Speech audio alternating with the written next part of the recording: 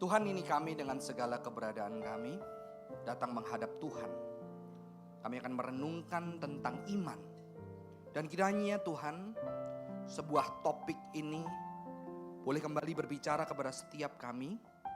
Boleh mengoreksi batin kami, praktek kami sebagai orang percaya yang mengaku kami sebagai orang beriman. Kayaknya kami lebih mengerti lagi lebih dalam kebenaran firman-Mu hari ini. Berkati hamba yang menyiapkan dan setiap jemaat dengan segala keberadaan mereka yang ada di tempat ini ataupun yang sedang mendengarkan secara streaming online, biarlah Tuhan memberkati. Berbicaralah kepada setiap kami Tuhan, di dalam nama Tuhan Yesus Kristus kami berdoa. Amin. Silakan duduk saudara-saudara jemaat yang dikasihi Tuhan. Shalom.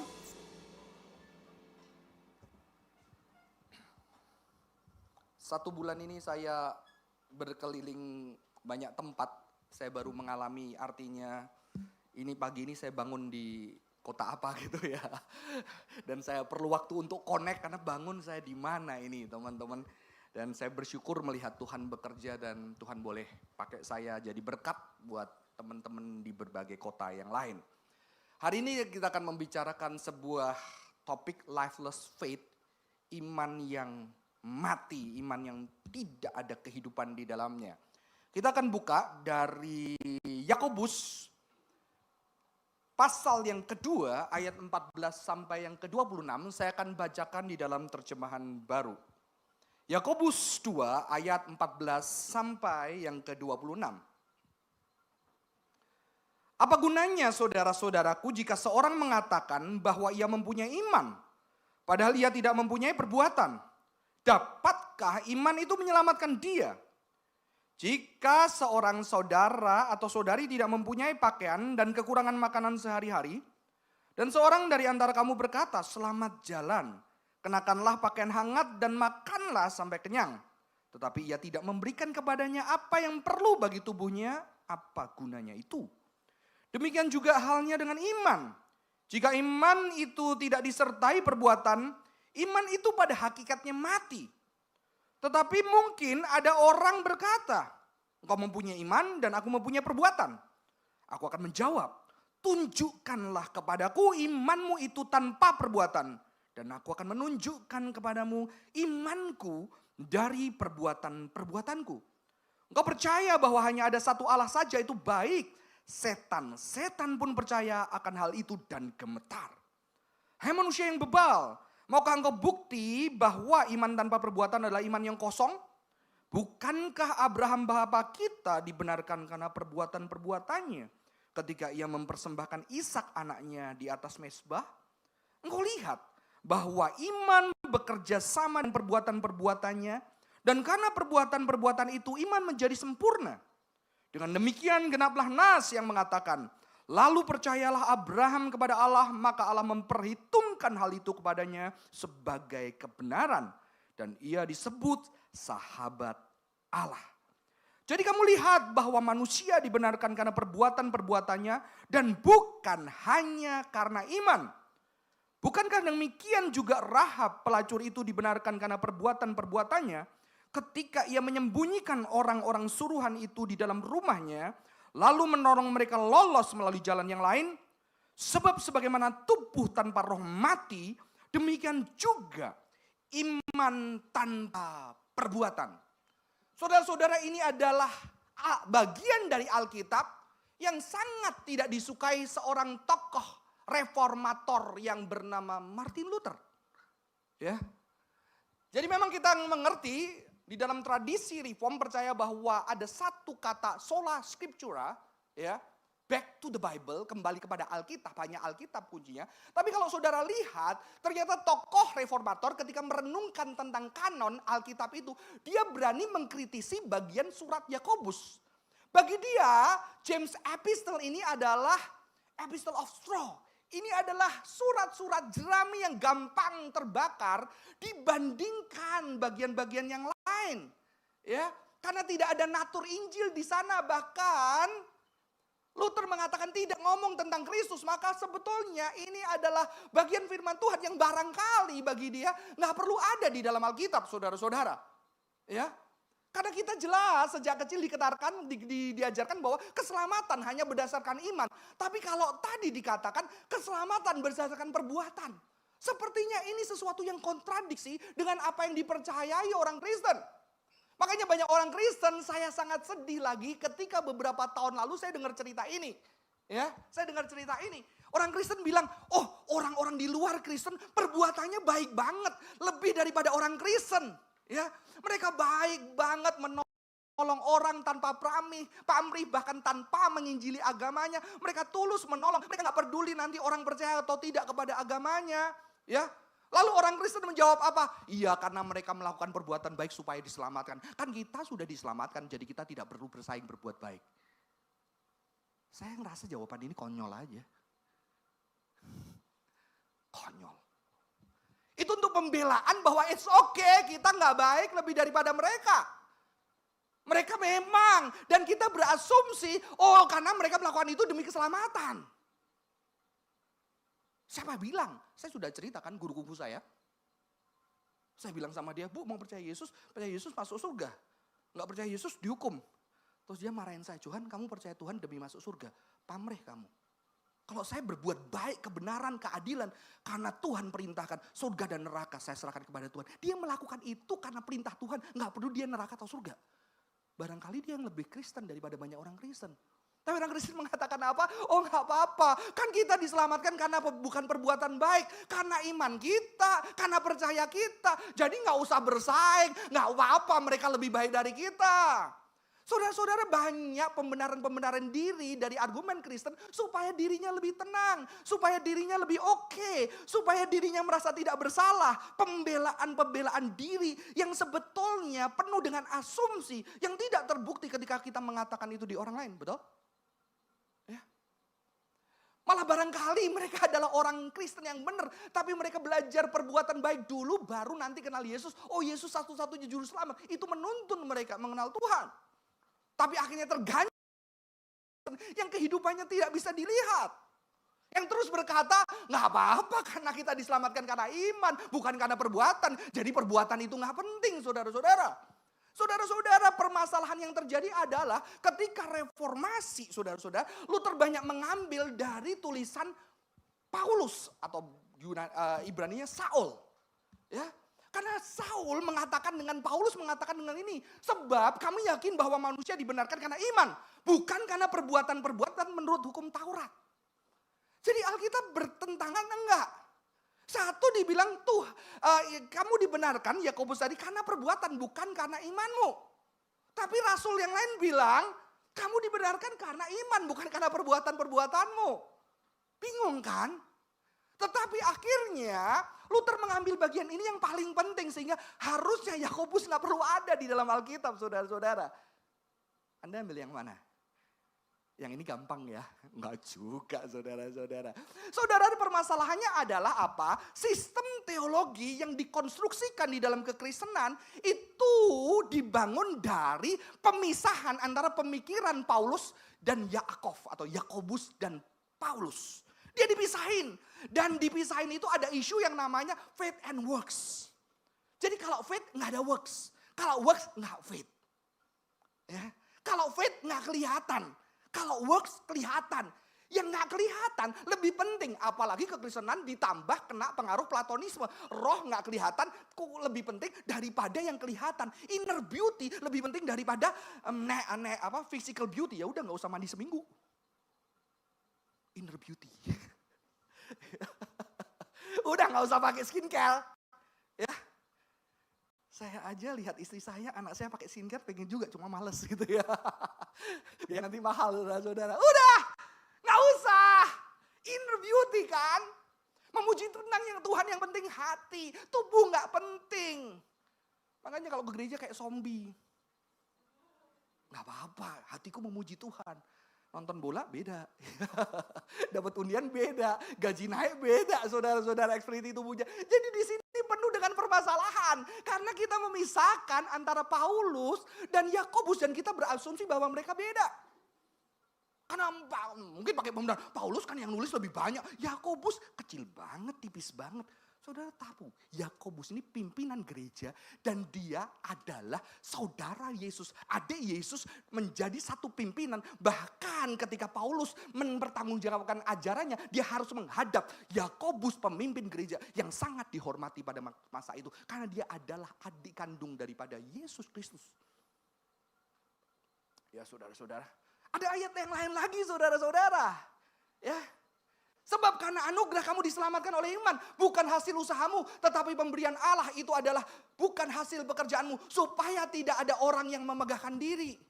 Tapi tunggu dulu di bagian yang lain. Efesus juga Paulus ngomong ini. Karena kita ini buatan Allah. Diciptakan di dalam Kristus Yesus. Untuk melakukan perbuatan baik. Yang dipersiapkan Allah sebelumnya. Yang mau supaya kita hidup di dalamnya. Ini masalahnya. Memang iman, tapi Paulus nggak pernah menghilangkan perbuatan. Iman itu tidak terpisah dari perbuatan. Kita terpisah teori, praktek. Praktek beda, harus ngerti teori. Nggak bisa praktek. Ya, karena itu Western education. Teori dulu baru praktek. Ternyata banyak kita belajar teori, suruh kerja, bego kita. Sekarang pendidikan barat sudah mengerti harus magang dulu, bikin bisnis dulu, kerja dulu, baru boleh lulus. Lebih alkitabiah, lebih timur. Kalau timur saudara-saudara, kamu ngerti? Ngerti kok nggak bisa? Kan ngerti, belum tentu bisa. Nggak ngerti kalau bagi barat, ngerti. Kalau bagi orang timur nggak ngerti. Kamu denger kok nggak dilakukan? Kan denger, nggak harus ngelakuin. Nah itu barat saudara-saudara. Kalau Alkitab, denger itu berarti kamu dengerin papa, enggak. Kita kan timur banget. Kamu dengerin papa apa? Enggak. Denger pak, kok nggak dilakuin? Kan denger dengan melakukan berbeda. Itu tadi saudara-saudara. Ya. Sama kalau istri sama suami, kamu dengerin aku enggak sih? Gitu. Artinya kamu peduli sama aku saudara-saudara. Ini Alkitab sebetulnya ditulis dengan perspektif yang holistik, Eastern worldview.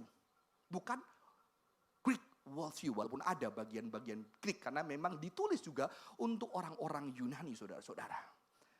Ada seorang tokoh Yahudi Kristen, Messianic Judaism, ya, yang bernama David Edgerton. Dia mengatakan apa? Yaakov and Saul are in complete harmony, but understand genuine faith as consisting of an inward knowledge of God's truth, which is expressed and flows outward in the form of good work. Ya. Kenapa Paulus ngomong perbuatan iman itu penting? Karena di zaman itu ada orang yang Yahudi yang bangga. Lihat kami beriman karena kami sunat, kami melakukan Torah, kami bisa jaga, kami bisa puasa. Orang itu tidak beriman karena tidak puasa. Paulus mengatakan iman itu bukan perbuatanmu yang kau sombongkan. Maka Paulus mengkritik perbuatan. Mengerti? Perbuatan yang disombongkan, tapi kalau perbuatan baik disuruh sama Paulus saudara-saudara. Jadi kita harus melihat Alkitab berdasarkan konteksnya. Paulus dan Yakobus tidak pernah bertentangan. Mereka harmonis seorang dengan yang lain saudara-saudara ya. Maka itu saudara-saudara, faith and works itu, iman yang benar tidak pernah dipisahkan dari perbuatan itu, perbuatan yang benar saudara-saudara. Karena iman ada perbuatan di dalamnya. Jadi ketika kita membaca bagian tadi kita harus hati-hati. Karena iman yang dimaksud Yakobus adalah iman apa saudara-saudara? Iman yang tidak sepenuhnya. Iman yang digunakan Yakobus adalah iman yang tidak sepenuhnya. Iman partial, ya memang itu tidak harusnya disebut iman, betul kan? Tapi untuk mengajar supaya mudah, iman yang partial, iman yang cuma mengaku secara intelektual, saudara-saudara. Itu yang dikritik ketika Yakobus mengatakan bahwa iman yang kosong, iman yang mati itu adalah iman yang tidak sebenarnya, iman yang hanya bagian kecil, iman yang hanya di wilayah intelektual. Ya, disebut sebagai apa?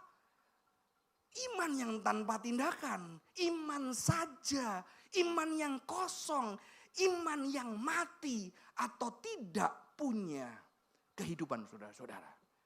Sama aja kalau kayak kita punya calon, ya, calon istri, calon mama anak kita atau calon suami anak kita, aku tuh bedulinya cintain kamu loh.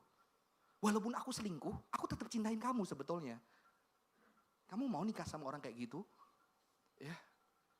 Aku selingkuh enggak apa-apa, tapi aku cinta kamu. Gak bisa saudara-saudara. Kalau kamu mau nikah, kamu gila. Ya. Kamu mau anakmu menikah dengan pria atau wanita seperti itu, enggak apa-apa aku selingkuh. Aku selingkuh hanya tubuhku, hatiku buat kamu saudara-saudara. Nggak bisa. Itu adalah keseluruhan. Maka ketika seseorang mengatakan cinta, dia harus berjuang. Walaupun kita tahu cinta dia nggak sempurna. Bisa seseorang selingkuh karena jatuh. Dan orang yang cinta selingkuh karena jatuh biasanya dia menyesali seumur hidup. Bahkan mungkin dia tidak berani menemui orang yang paling dicintai karena dia sudah terlalu melukai. Kalau yang tadi itu nggak cinta. Nggak apa-apa kan jatuh sekecil aja. Kan manusia bisa berubah. Kepala lu. Ya kan? Saudara-saudara. Kalau dia jatuh nyesel sampai dia datang, aku nggak rasa pantas buat kamu. Dan dia pergi, aku memang layaknya sudah nggak menyakitin kamu lagi pergi. Baru nggak kamu balik lagi. Kalau dia tetap merasa dirinya benar. Dia ngerasa itu hanya kejatuhan. Harus diterima, wajar kan kejatuhan. Tidak ada manusia yang tidak berdosa. Lu tidak berhak ngomong itu. Yang berhak ngomong itu adalah orang yang disakiti dan sudah kena anugerah Tuhan. Wajar kamu berdosa. Ngerti? Ya. Karena tidak ada ayatnya. Kalau kamu berdosa, bilang aja sama orang yang padanya berdosa. Wajar kan aku berdosa, maka ampuni. Kamu gak boleh gak ampuni aku. Gila loh. Ya. Gak boleh. Kayak gitu saudara-saudara. Ya. Jadi iman yang disebutkan di sini adalah iman yang mati. Iman yang tidak sempurna. Hanya intelektual. Bukan iman yang otentik. Yang seperti diyakini Paulus. Karena Paulus meyakini iman yang otentik berserta dengan perbuatannya. Maka Yakobus menekankan perbuatan yang juga tidak mungkin terlepas dari iman kepada Tuhan. Amin. Maka itu adalah sesuatu yang integral. Tidak terpisah. Sekalipun saudara-saudara di dalam perjalanan kita bisa lemah. Kita bisa penuh dengan kekurangan. Kita penuh dengan ketidaksempurnaan. Tapi kita berjuang untuk mencintai. Ya. Ketika pasangan-pasangan dituntut sama pasangannya, kayaknya kamu kurang mencintai aku. Saya tahu biasanya kita membela diri, saya juga. Cinta apa aku sama kamu. Tapi sebagai orang yang kenal kebenaran, kita jujur, iya sih memang ya. Mungkin kalau di depan istri atau di depan suami, enggak, gue udah cinta kamu. Padahal di dalam hati, kurang apa? Padahal di dalam hati, iya sih kayaknya gue tetap egois ya. Iya kan? Kayaknya gue harus belajar lagi untuk mencintai dia lagi. Ya. Ini istriku yang ada di perasaanku ketika kamu tanya ya. Benar kan? Ya. Walaupun kita gengsi, pembelaan gitu. Kita punya banyak intelektual untuk membela diri. Tapi sebetulnya di hati kecil kalau kamu sudah ada cinta. Kayaknya aku harusnya gak boleh kayak gini ya. Ya. Tapi ya manusia berdosa ya. Gak pembelaan juga ya. Semoga bisa lebih baik. Amin. Ya saudara-saudara. Itu amin buat diri saya sendiri. Saudara-saudara, itulah iman yang dikatakan oleh Yakobus. Jadi gak usah takut ketika Yakobus mengatakan iman karena perbuatan aku akan membuktikan. Tidak, orang diselamatkan bukan karena perbuatan, bukan karena iman, tapi karena perbuatan, bukan karena iman. Maksud iman di sini harus mengerti sebagai konteksnya. Saya pernah khotbah ini langsung dilaporin sama waktu saya lulus sekolah Alkitab. Saya khotbah di remaja di satu gereja, langsung pembinanya laporin gembalanya, saudara-saudara. Terus habis itu saya dipanggil, kamu mengajarkan ya iman nggak perlunya perbuatan. Enggak, ya karena hanya menyangkap secuil, harus dilihat. Maka ketika seperti kita lihat Yahudi membunuh Kristus, harus dilihat saudara-saudara, Yahudi yang diwajudkan itu adalah Yahudi penguasa di Yerusalem, bukan semua orang Yahudi, mengerti? Jew Jerusalem, karena apa? Judean Jew, karena mereka sudah berpolitik, sudah punya kekuasaan, sudah hebat, dan Yesus muncul mengganggu mereka. Tapi kalau Jew yang di Galilea, yang tersingkirkan, yang di Samaria, yang gak dianggap Jew, mereka menyambut Yesus. Jadi Yahudi juga ada banyak saudara-saudara. Jadi gak bilang, wah Yahudi menyalibkan Yesus, maka Yahudi dihukum. Itu yang terjadi di barat sehingga terjadi antisemitisme kan. Akhirnya antisemitisme membentuk menjadi prosemitisme sekarang. Israel adalah bangsa pilihan Tuhan. Karena Israel dipilih Tuhan. Israel sekarang ada orang percaya. Ada Israel Yahudi ortodok. Ada Yahudi liberal. Ada Yahudi ultra ortodok. Bahkan di Palestina banyak orang Kristen saudara-saudara. Ya, itu kenyataan saudara. Kita tidak bisa berpihak dengan wah mereka Israel. Makanya gak pernah kalah. Karena bangsa pilihan Tuhan. Di Alkitab kalah terus tuh. Ya, Ya kan? Saudara-saudara, kadang-kadang kita harus berhati-hati kalau lihat konteksnya apa yang terjadi di sana, saudara-saudara. Saya tidak pro mana aja, saudara. Anak Alkitab mengajarkan pro yang mengalami ketidakadilan, tetapi di dalam konteks seperti ini sulit banget. Karena media semua punya kepentingan sehingga kita benar-benar tidak tahu. Saudara-saudara, sulit sekali. Tapi kita harus berpihak kepada yang sangat mengalami ketidakadilan. Tapi sungguh sulit di tengah dunia media seperti ini. Ya.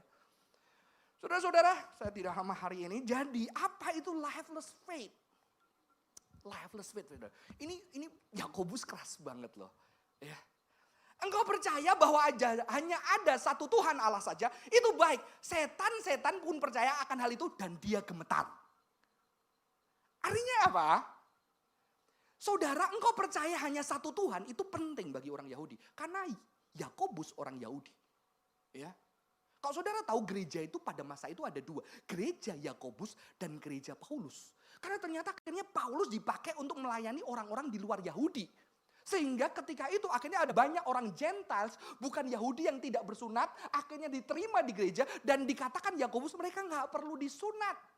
Mereka nggak perlu ikut makanan kosher. Jadi gereja pada masa itu saudara-saudara ada dua gereja. Yang namanya gereja Gentiles dan gereja Yahudi.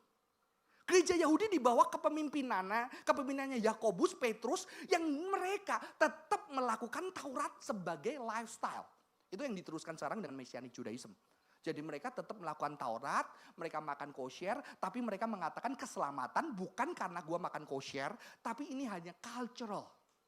Cultural aku sebagai orang Yahudi, aku boleh menghidupinya. Itu Messianic Judaism. Dan ini sebetulnya dari tradisinya Yakobus. Tetapi saudara-saudara, akhirnya karena pada waktu itu orang Kristen nggak mau perang kan. Karena ada ayatnya, kalau ada perang kamu lari ke sana, pergilah, tinggalkanlah kota. Ternyata orang-orang Yahudi yang perang sama Romawi kesel sama orang Kristen. Akhirnya orang Kristen diekskomunikasi. Ada namanya Birkat Haminim, terkutuklah doa di sinagog, terkutuklah orang Kristen. Baiknya nama mereka dihapuskan dari buku kehidupan. Ada ucapan doa bagi orang-orang Yahudi. Sejak hari itu, Messianic Judaism, Yahudi Messianik ini nggak berkembang. Karena orang Yahudi diputuskan hubungan dengan orang Kristen yang tidak mau berperang melawan Romawi pada masa itu. Mengerti? Akhirnya yang berkembang gereja Paulus yang Gentiles ini, saudara-saudara. Tapi sekarang Messianic Judaism berkembang di Amerika. Ketika banyak orang Yahudi akhirnya percaya Kristen. Akhirnya mereka percaya, mereka tetap masuk ke gereja Kristen. Gak cocok culture-nya. Kayak orang Chinese datang ke gereja jadi, kok gak cocok culture-nya, gak ada sinciaan gitu ya. Kalau di kita ada sinciaan, akhirnya mereka kembali ke Yahudi as a lifestyle. Bukan untuk salvation. Ya, itu namanya Messianic Judaism. Jadi David Edson ini adalah seorang tokoh Messianic Judaism, saudara-saudara. Yang saya baca, ya. Jadi ngomong apa? Di dalam orang Yahudi, kata engkau percaya hanya ada satu Allah saja itu penting. Kayak orang Muslim punya syahadat, mengerti? Ya, tiada Tuhan selain hanya dia saja. Itu sebetulnya Yahudi punya yang namanya Shema. Shema Israel, Adonai Eloheinu, Adonai Ehad. Dengarlah hai Israel, Tuhan Allah kita, Tuhan itu esa.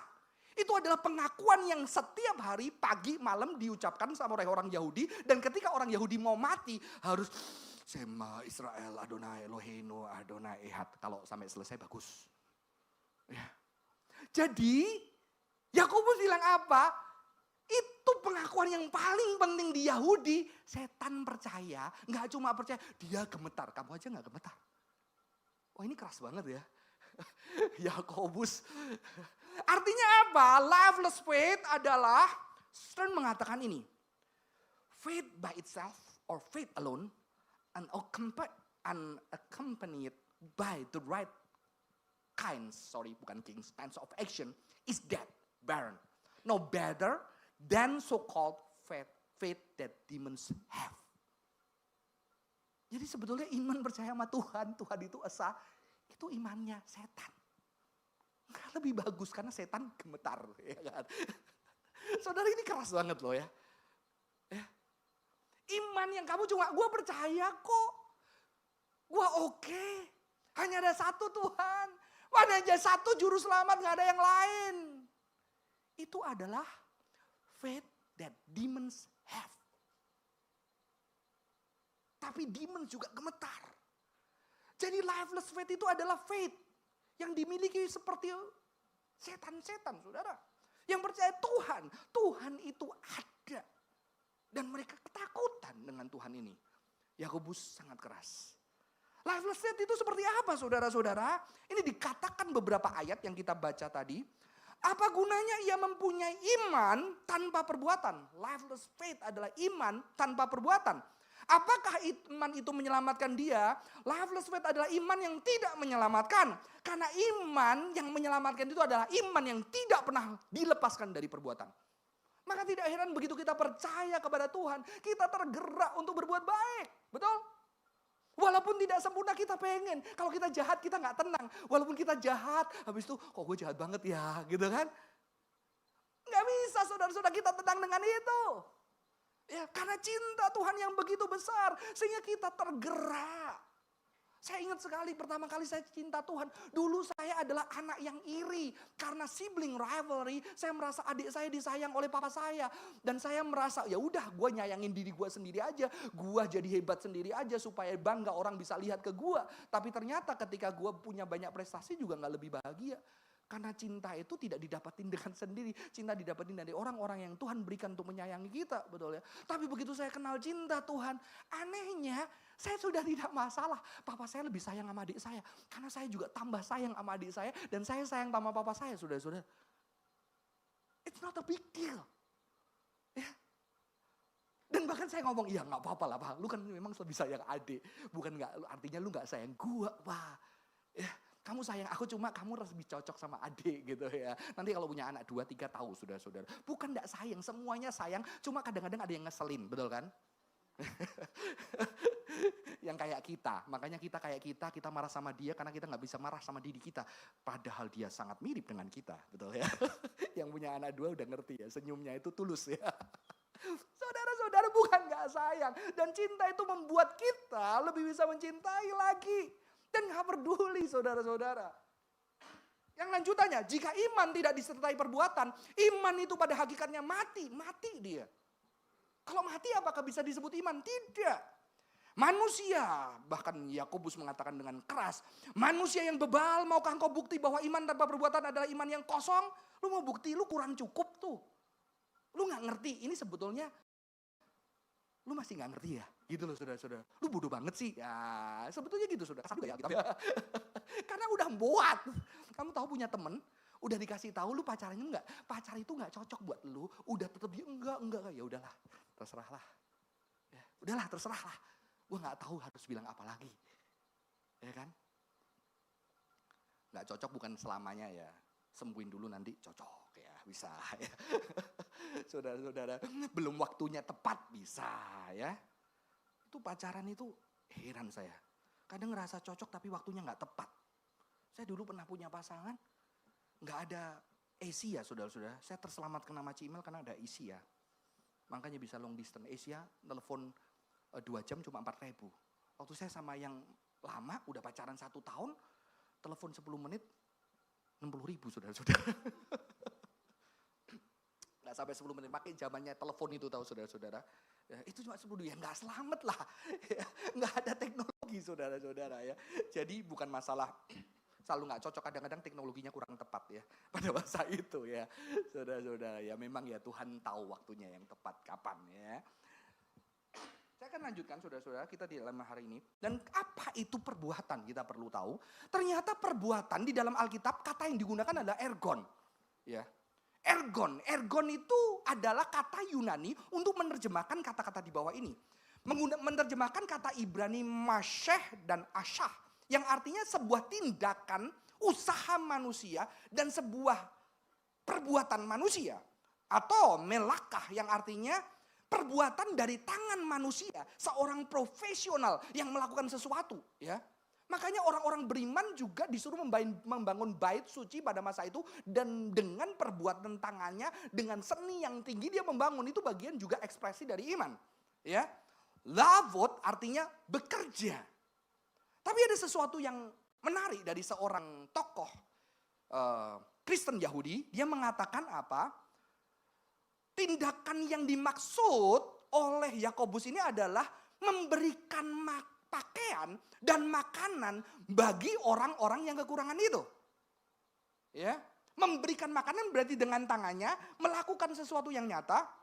Maka di ayat tadi kalau kita lihat saudara-saudara, di ayat yang ke-16 sampai 17 mengatakan apa?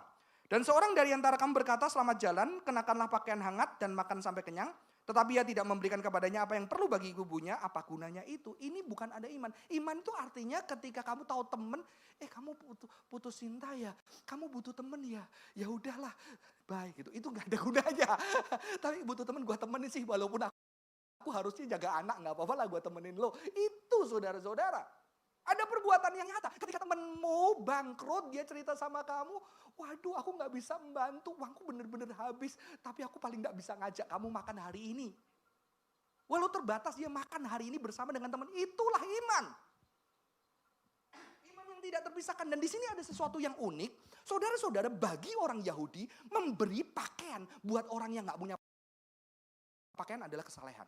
Kenapa? Karena itu ditandai ketika Tuhan melihat Adam dan Hawa yang telanjang, yang berdosa, yang terancam dengan kehidupan yang begitu mengerikan pada masa itu ketika dosa masuk.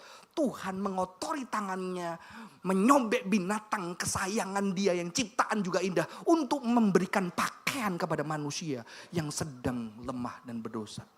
Jadi orang Yahudi memberikan pakaian itu sebagai sebuah kesalehan, ya. Maka ini berbicara tentang apa? Memberikan makanan. Ini berbicara hospitality. Saya sudah menyampaikan kan, kesalehan itu adalah hospitality. Orang saleh pada zaman Alkitab bukan karena baca Alkitab tiap hari. Ya. Nanti saya jangan disalahpahami ya. Ada yang salah paham bilang Pak Johan mengajarkan nggak boleh nggak usah baca Alkitab katanya. Enggak, saya ngomong gini. Yesus itu baca Alkitab tiap hari nggak? Belum dicetak. Ya kan? Belum dicetak abad 15 saudara-saudara. Jadi orang mulai baca Alkitab setelah percetakan abad 15 di zaman reformasi. Gara-gara kertas dari China dan ada mesin cetak dari Gutenberg. Jadi zamannya Martin Luther. Makanya kita karena mewarisi tradisi reformasi kita baca Alkitab tiap hari. Kalau Yesus saudara-saudara mereka itu dengar oral Torah. Jadi mereka mendengungkan, menyuarakan, menyanyikan, menubuhkan setiap hari. Jadi jangan bangga kalau baca Alkitab tiap hari. Oh saya sudah 50 kali. So what? Saya pernah mendengar kata pendeta Yakub Susabda. Jangan bangga baca Alkitab tiap hari. Pernah gak gumpulin satu ayat sebulan dan coba praktekkan di hidupmu? Bukan berarti haleluya gak usah baca Alkitab tiap hari. Bukan itu saudara-saudara. Menghidupkan. Dan Paulus lebih dahsyat lagi lah Alkitab yang dibaca orang setiap hari. Kok adalah surat yang terbuka.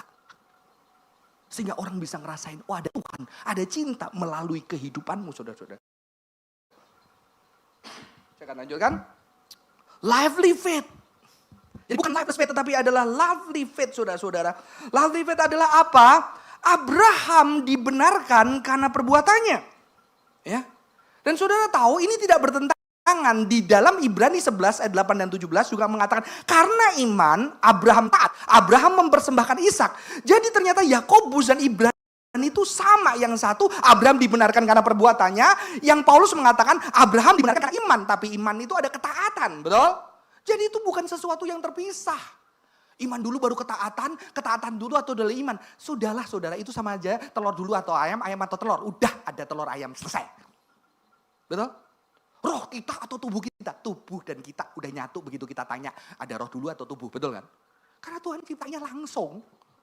Ya. Kan bisa toh langsung dua. Anak kembar mana dulu? Dua-duanya. Memang keluarnya beda, tapi jadinya kita gak tahu kan.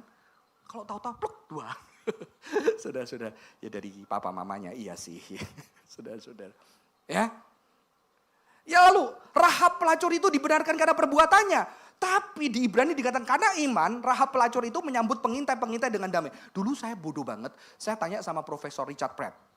Dia profesor yang kalau saudara tahu pelayanan third millennium ya. Itu seorang profesor, dia S2 filosofi dari Harvard. Dia mengajar dulu di RTS dia ngajar di STTR, dan ketika saya datang, ini kok Tuhan mengeraskan hati Firaun. Firaun mengeraskan hatinya. Jadi Firaun dikeraskan hati Tuhan baru hatinya keras atau Firaun keras dulu baru Tuhan mengeraskan hatinya. Saya tanya gitu. Dia bilang barengan, dia bilang itu selesai. Ada kan ayat Tuhan mengeraskan hati Firaun. Kalau berarti Firaun gak salah dikerasin Tuhan. Tapi ada ayat Firaun mengeraskan hati. Itu dua-dua bersamaan ada di sana saudara-saudara. Tapi mungkin karena kita itu dididik dengan pendidikan barat. Yang selalu mengerti awal muasalnya itu di mana. Ya, ada ini, telur dari mana ayam dari mana, dari mana. Sampai kita masuk ke dalam first mover, first designer, first cause. Akhirnya kita selalu berpikirnya runtutan. Ketika sudah berpikir dengan cara Yunani, kita lihat Alkitab, oh ini dosa karena siapa? Karena pohon. Pohon dari mana? Karena Tuhan. Tuhan kenapa nyiptain pohon? Udah tahu nggak bakal dimakan? Udah tahu. Lah kalau tahu makan berdosa kenapa diciptakan? Jadi apakah Tuhan jahat? Lah itu saudara-saudara. Padahal Alkitab itu ditulis menunjukkan sastra yang indah di perjanjian lama walaupun manusia jahat. Dan begitu melawan Tuhan, cinta Tuhan nggak pernah hilang. Salah membaca. Ini gara-gara siapa?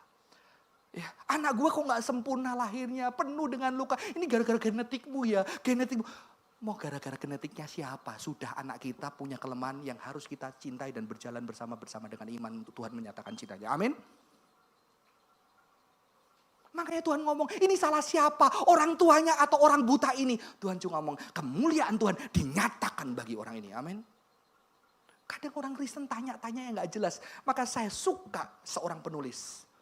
Manusia diciptakan bukan untuk memahami hidup, tapi untuk menghidupi hidup. Wah, karena banyak kan yang kita nggak paham, tapi kita tetap hidup.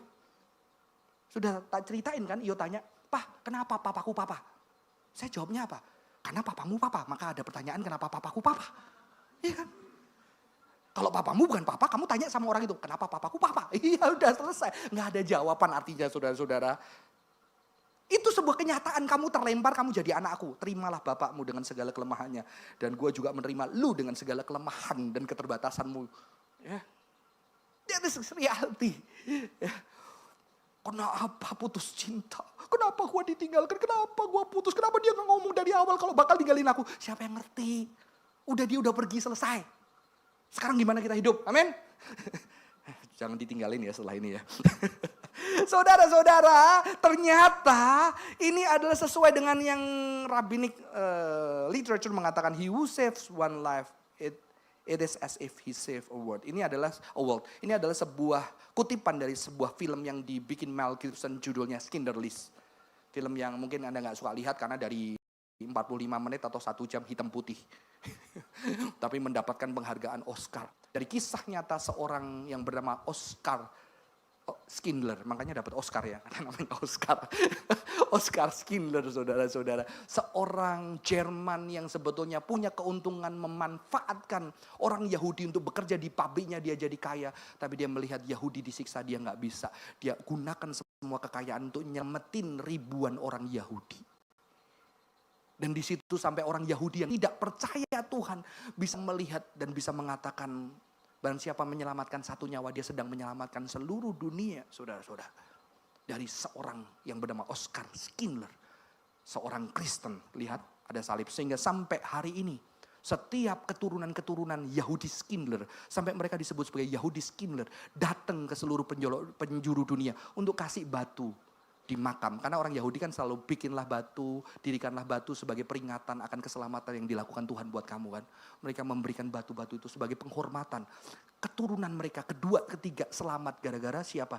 Gara-gara Oscar Schindler, saudara-saudara. Ya, jadi saya akan akhiri dengan satu yang mengagetkan dan saya bersyukur ada ayat ini. Ya, Yakobus mengakhiri tulisannya di pasal yang kedua dengan mengatakan ini.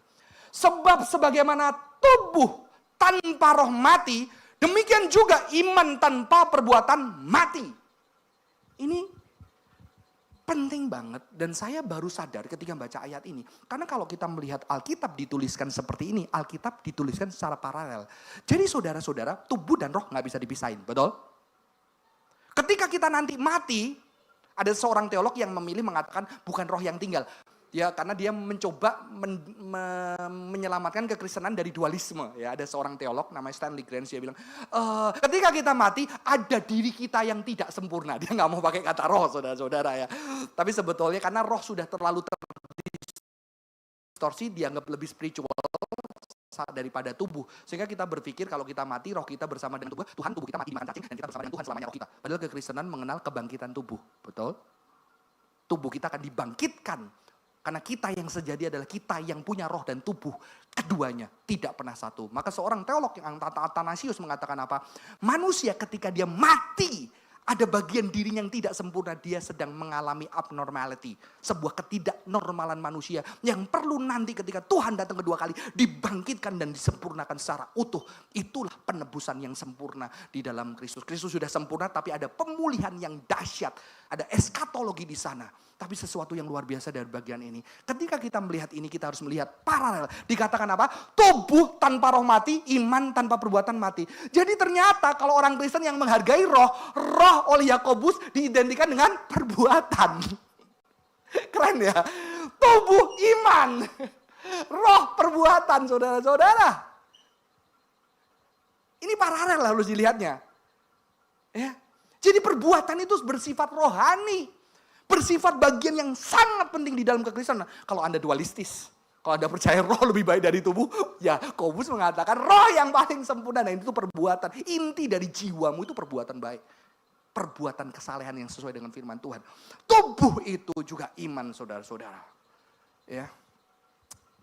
Tapi seorang tokoh, kalau saudara tahu, Paulus itu punya guru namanya Gamaliel. Gamaliel itu punya murid namanya Simon. Simon itu ngomong kayak gini. The most important matter is not study of the Torah, but its practice. Bahkan orang Yahudi, guru daripada Paulus, maka jelas Paulus mengerti ini. Bahwa yang penting bukan kamu mengerti doktrin, mengerti pengetahuan akan Alkitab. Ya. Tetapi kamu mempraktekkan, menghidupi, karena itu adalah tanda iman sejati yang kita miliki, saudara-saudara. Semoga kita bisa terberkati dengan bagian ini.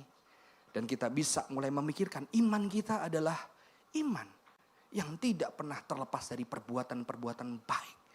Iman kita integral dengan perbuatan-perbuatan baik. Dan perbuatan baik kita tidak mungkin terlepas dari iman kita.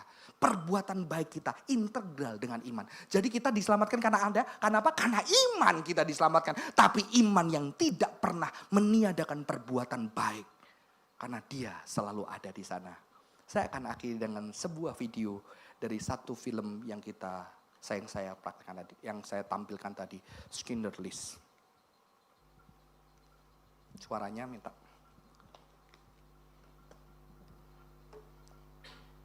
Suaranya tolong.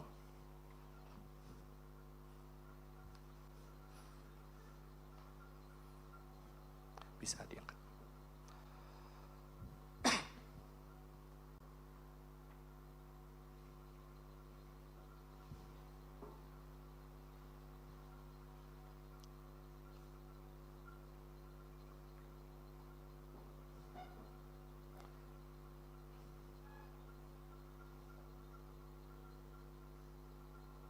Tidak keluar.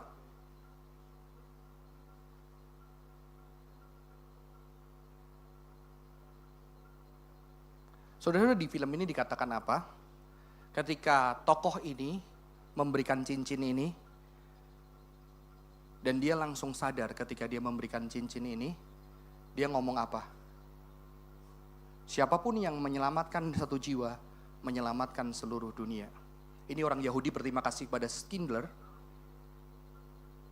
Hilang.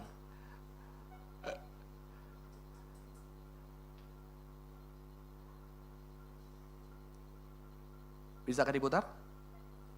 Oke, sabar ya.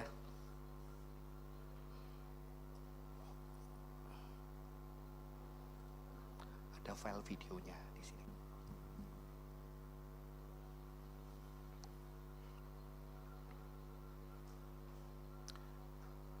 Di situ ada file video saja. Silakan diambil kalau ada.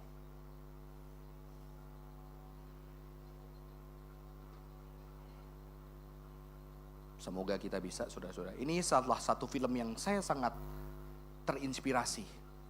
Karena di sini berbicara tentang seorang yang memang hidupnya tidak baik, saudara-saudara. Schindler itu tidak baik, hidupnya buruk, tetapi ternyata di dalam kehidupannya itu dia bisa berjuang, terkorek kemanusiaannya, dan dia mencoba mempraktekkan firman Tuhan melalui kehidupannya. Bagaimana memperhatikan orang-orang yang terbuang dan terluka, saudara-saudara.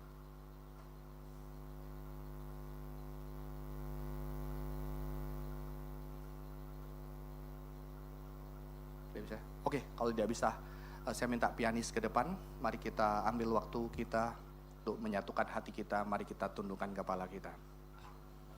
Saya minta juga worship leader boleh di depan, kita nyanyikan ref sebelum firman tadi, saudara-saudara. Silahkan worship leader boleh membantu saya, kita pujikan lagu sebelum firman.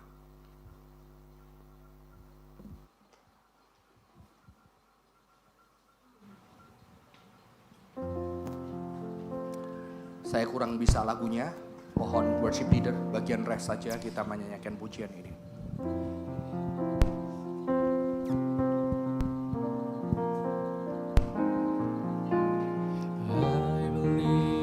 I believe in you.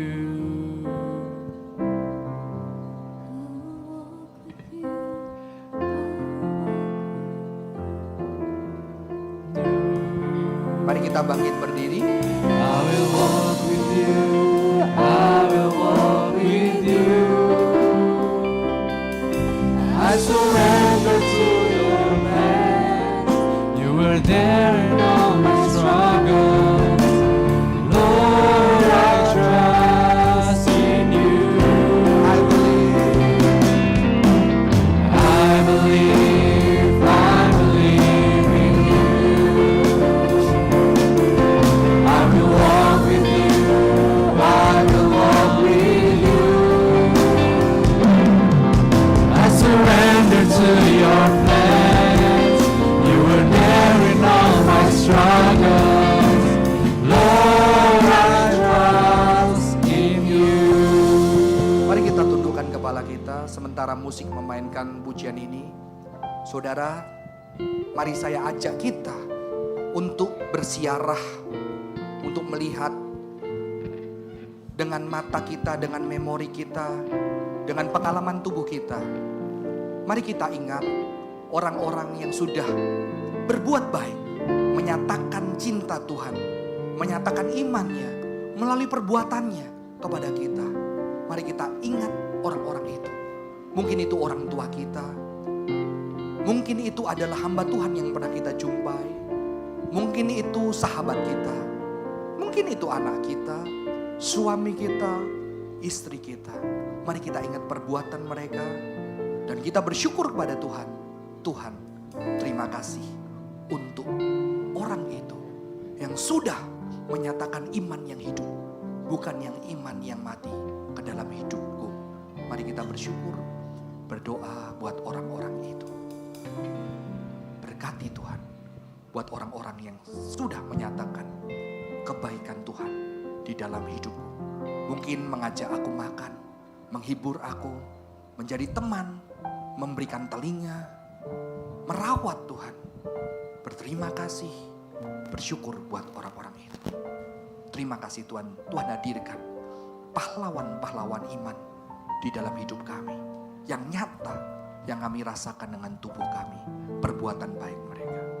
Saudara, sekarang saya ajak kita untuk memikirkan, pernahkah kita menyatakan iman kita dalam perbuatan kita kepada orang di sekitar kita, kepada orang yang kita cintai, kepada orang yang kita sayangi, orang yang kita bekerja, sahabat atau teman. Mari kita ingat itu. Dan ketika itu kita juga boleh berdoa, biarlah kita boleh memberikan lagi iman kita, menyatakan iman kita dengan perbuatan kepada orang-orang yang kita cintai. Anak, istri, orang tua, sahabat, kekasih, teman, orang yang bekerja di bawah kita, orang yang bekerja di atas kita. Mari kita berdoa dan berjanji juga, biarlah kita boleh menyatakan iman Tuhan yang bisa dirasakan secara nyata buat orang-orang itu. Terima kasih Tuhan, kalau kami sudah pernah menyatakan iman dan cinta kami dengan perbuatan yang bisa dirasakan oleh orang lain. Dan biarlah kami boleh terus belajar Tuhan di dalam keseharian kami, menyatakan iman melalui perbuatan-perbuatan kami kepada pasangan kami, kepada orang tua kami, kepada anak kami, kepada sahabat kami, kepada orang-orang yang bekerja bersama dengan kami, pada orang-orang yang bekerja untuk kami. Dan biarlah di dalam 1 minggu ini kami mau belajar mempraktekkan iman yang terbukti melalui perbuatan ketika kami hidup di dalam perjalanan 1 minggu ini. Biarlah Tuhan menolong setiap kami. Terima kasih Tuhan, terima kasih. Di dalam nama Tuhan Yesus Kristus kami berdoa. Amin. Cepat dipersilakan duduk, Tuhan Yesus memberkati.